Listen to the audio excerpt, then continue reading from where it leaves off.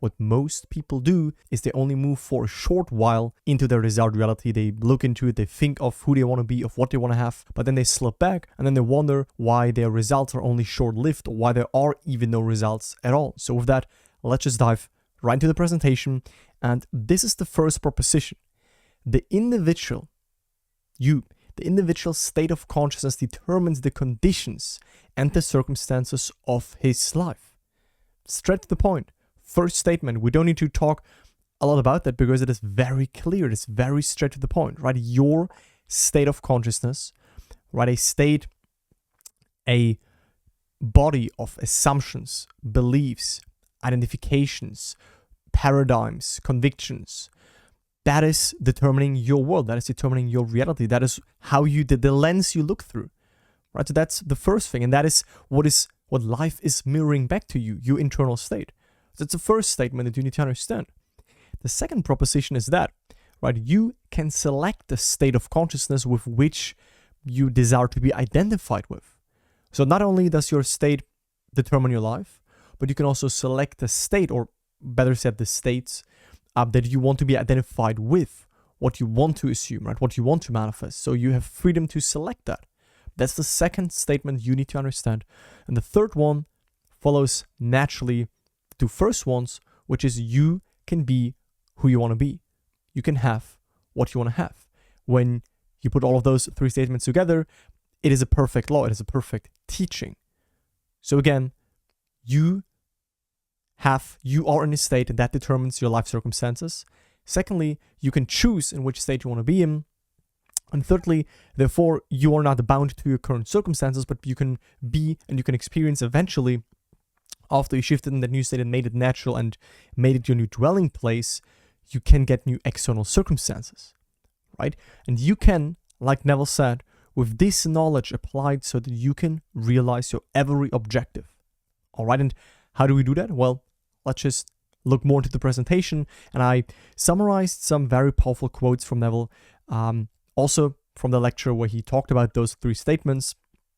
I want to talk with you about why those statements are so important and look a little bit deeper with you into all of that. So I must be in the consciousness of the thing that I'm seeking before I can find it. Then the only thing to do is to acquire that state of consciousness. Most of us do not even know what we mean by state of consciousness. Okay? So Neville is first of all saying that we need to be already aware of having achieved our goal. Right? Being in the consciousness of the thing that we're seeking simply means to already having it made natural, believe you have received. Right? Being in the state, in the knowing, in the conviction that it is already yours. That is what Neville is saying here, but most people don't even know what a state is, and again, that they can change their state. So a state is the sum total of all of that you believe and accept and consent to as true. Very easy, very straight to the point. It is the room, right, in which you abide. And as long as you remain in that room is simply, right now, Neville's using that from the quote, which is, in my father's house, there are many rooms, or there are many mansions, which is simply in consciousness, right, in creation, right, in yourself, there are infinite states. Now, rooms is simply a metaphor for states. So, as long as you remain in one room, right, you can only see the circumstances and the contents of that room, right, meaning similar problems will confront you, and your circumstances of your life will remain the same when your internal state stays the same, right? When you're in a world, who you believe yourself to be, what you accept to be true, when that doesn't change, your world cannot change, because your world only changes once you change within first. As within, so without. He may move physically across the ends of the earth, and I really want you to listen because that is very important. So even if you move to the other side of the earth, you still encounter similar conditions eventually after a while, because you can't get away from the room, aka the state in which you abide. So if you're in a state of poverty, illness, loneliness, being not liked, being left behind, being not sought after, all of these things, right? I'm just using non-desirable states to really make the point clear. Let's just say you are in these states and you think, oh, only because I moved to the other side of the world, in this other city, everything will be better. It might look like that in the first instance, but if you don't change your inner world with that, right, if you use that as a permission slip and you say, okay, I moved and now that means I'm in this new identity, it can definitely work. But I mean, if you move and you stay still in the same internal assumptions, you will encounter the same things there. You will also not obtain money there. You will also not obtain maybe a relationship there. It will all stay the same. So that what you're inwardly saying and doing is far more important than what you outwardly know or seemingly outwardly express. So when a person knows what inwardly they are doing, they can change it. And in that statement, there's very much important things. So because first of all, you need to know what you're inwardly doing, right? You need to be aware of your inner state. You need to be aware of what you're dwelling within, what you assume, right? What you accept to be true about yourself and the world. You need to be aware of that. If you do it unwittingly, unconsciously, then you can't control it, right? You can't change it. And also, again, Neville's saying here what you internally are doing, right? The movements in your inner world, how you see yourself, how you picture yourself, your self-image, your state, your identity, your self-concept, everything that you basically assume, your self-talk, all of that, and your thoughts, everything that you dwell on, that's more important than what you outwardly try to accomplish or try to do. Because if you externally do things, but the inner world is not matched with what you try to accomplish, then you work against yourself.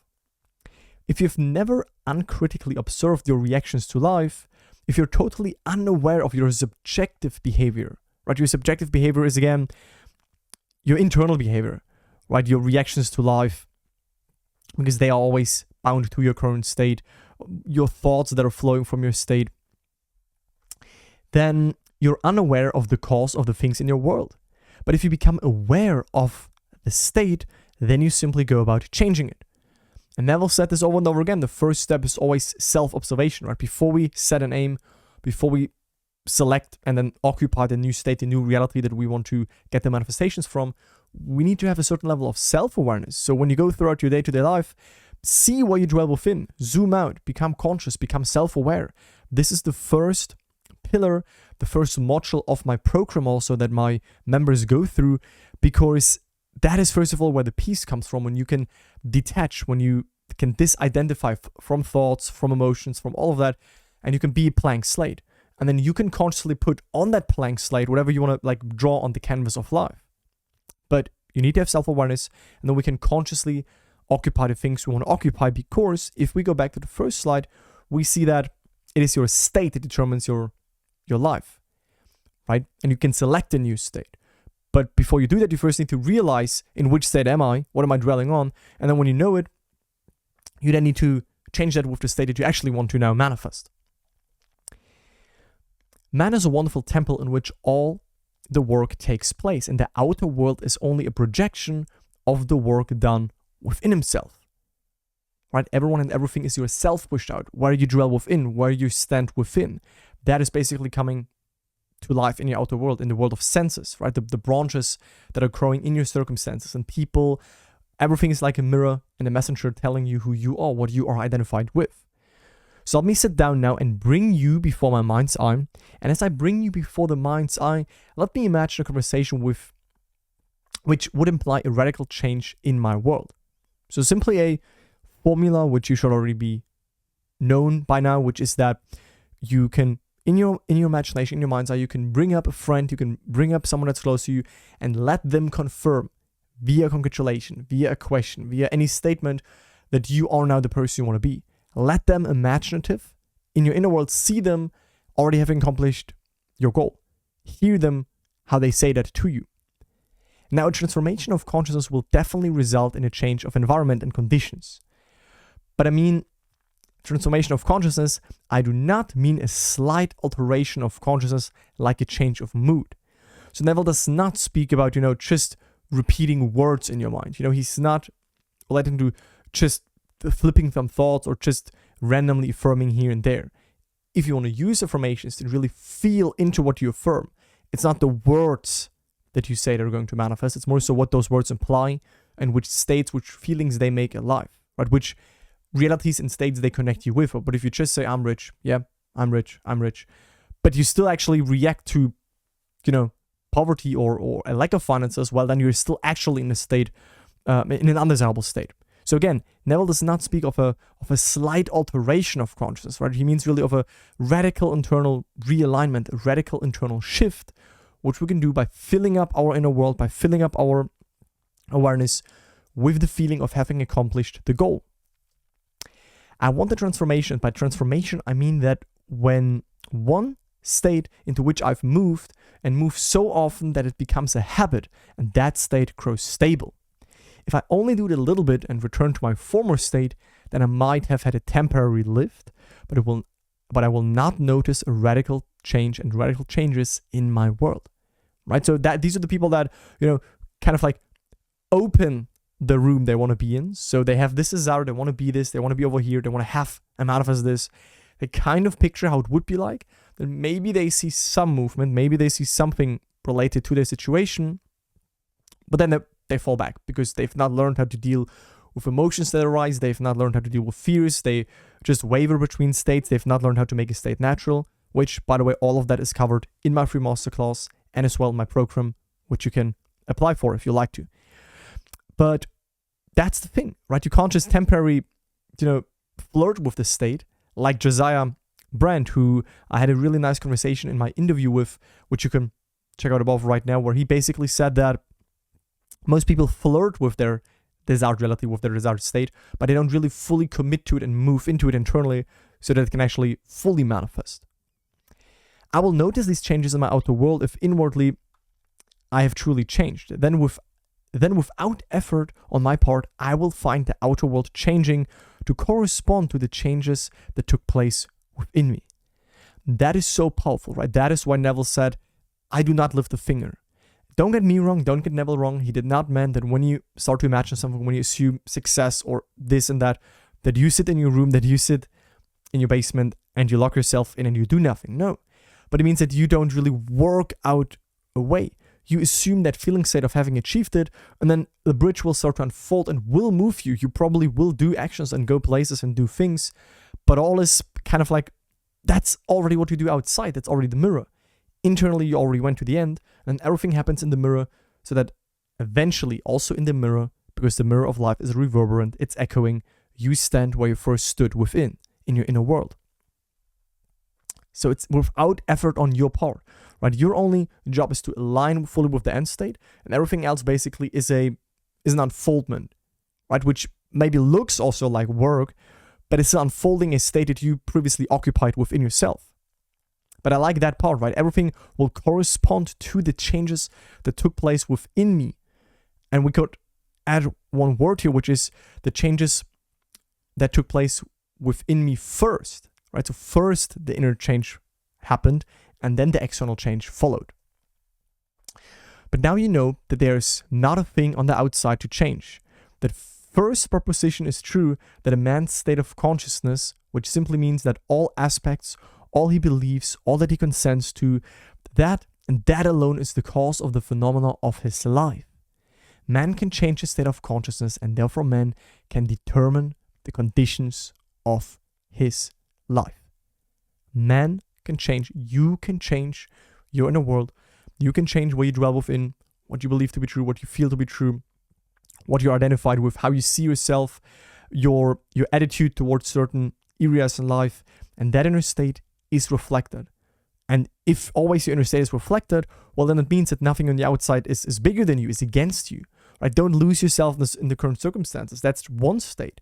When you start to internally alterate your inner world and make an inner realignment, an inner shift, well, then also over time, your external world will follow and change that new state.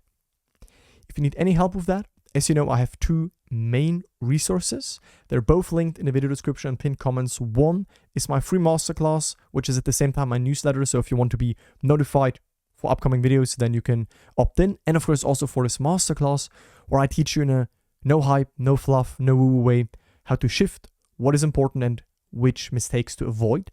And if at some point in the journey, right, you say, that's really great, I already had manifestations, or I'm, in the process of really understanding it, but you want some accountability, you want some step-by-step, like systematic approach to all of that, you want to internalize these teachings, then I definitely invite you to book a free 45-minute call with me or my team so that we can find out if we are a good fit.